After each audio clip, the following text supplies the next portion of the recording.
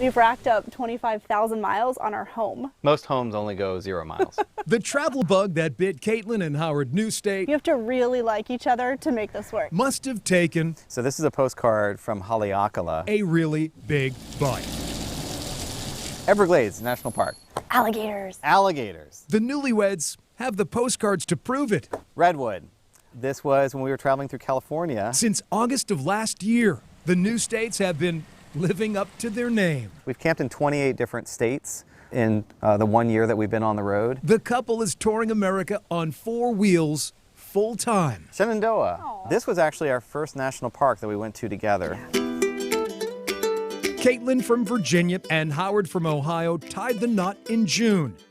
The couple heads wherever the compass points. It truly was just, what direction do we want to go? And then we identify things along the way. And not really having a plan was something that definitely pushed me out of my comfort zone. Careers in marketing and public relations allow them to work remotely, I don't see us stopping at least for another year or 2 years. proving that life on the road isn't reserved for retirees. We are the next generation of RVers. We had talked about it as a pipe dream years prior, and it was one of those things that was like, wouldn't it be cool one day? One day, one day. While seeing all 50 states is a goal, Yellowstone. Gosh, okay, this one. the adventurous couple isn't confined to North America.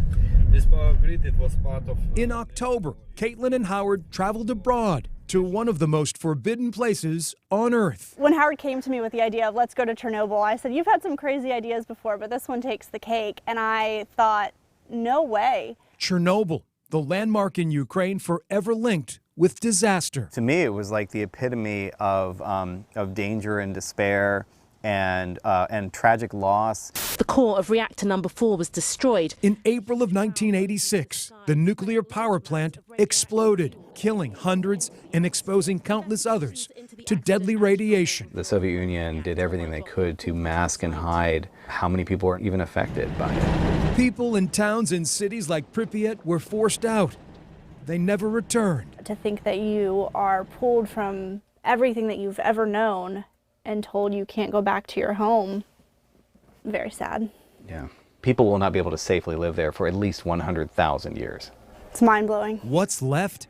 A modern-day ghost town. It looks like those post-apocalyptic movies that you would imagine, but this is real life. Of reactor number 3. 33 years later, the site is becoming a destination for a growing number of curious tourists. They do control the number of people per day who are allowed to go in, and you have to be pre-approved in order to enter the exclusionary zone.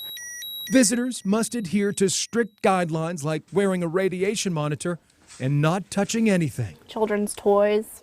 And you can see just the layer of dust and dirt on everything too. Souvenir taking, strictly prohibited. So here we're actually flying through the Ferris wheel in Pripyat. Despite past dangers, Yeah, that's it. Chernobyl is considered safe for visits.